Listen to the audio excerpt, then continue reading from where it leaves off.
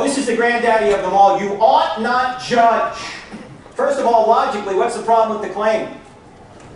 It's a judgment. So the next time somebody says you ought not judge, put your hands on your hips and say, then why are you judging me for judging?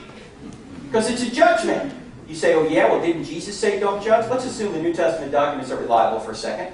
What did Jesus say about judging? He said, judge not lest you be judged. By the same standard you judge others, you'll be judged by that standard. So before you try and take the speck out of your brother's eye, take the log out of your own eye first, then you'll be better able to help your brother. Is Jesus telling us not to judge there?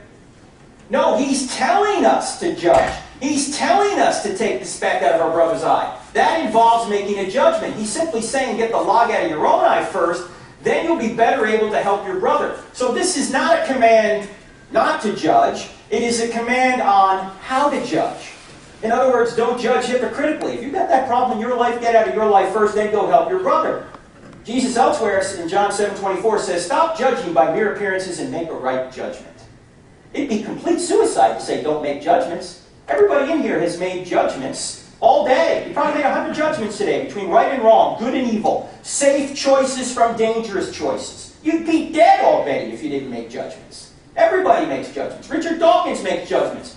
Christians make judgments. Buddhists make judgments. Muslims, everybody makes judgments. The only question is, are your judgments true? However, Jesus did save a very stern rebuke for people who were judgmental. There's a difference, right?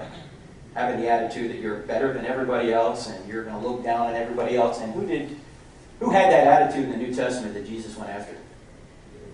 The Pharisees. The religious and political leaders of the day. They were the political leaders of Israel. And Jesus went after them. You mean Jesus got involved in politics? Yes! He went after the political leaders. And what did He say to them? Well, if you think Jesus was some kind of sissy, you need to read Matthew chapter 23. Because in Matthew chapter 23, Jesus comes up to the Pharisees and He says, well, you scribes and Pharisees, you hypocrites, you strain out a gnat and swallow a camel. Oh, you look really good on the outside. You're whitewashed tombs, but on the inside, you're full of dead men's bones.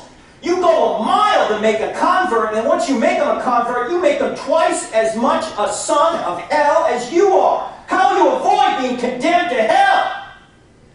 Sweet and gentle. Jesus said this? Yes, Jesus was not Barney. Can't we all just get along, boys and girls? He was not Mr. Rogers. Boys and girls, can you say kindness? Jesus was a drill sergeant sometimes. Oh yes, sometimes He was very soft and sweet. He knew when to be. He also knew when He had to be tough. And in fact, that's the definition of maturity, isn't it? The appropriate behavior at the appropriate time. Jesus knew when He had to be soft and sweet, and He knew when He had to be tough. In fact, some people need to have somebody else slap them upside their head, don't they? If you don't do it, you are enabling people. And Jesus knew when to do it. So don't buy into this idea that Jesus was some sort of sissy who just let everybody do whatever they did. He didn't. He was tough.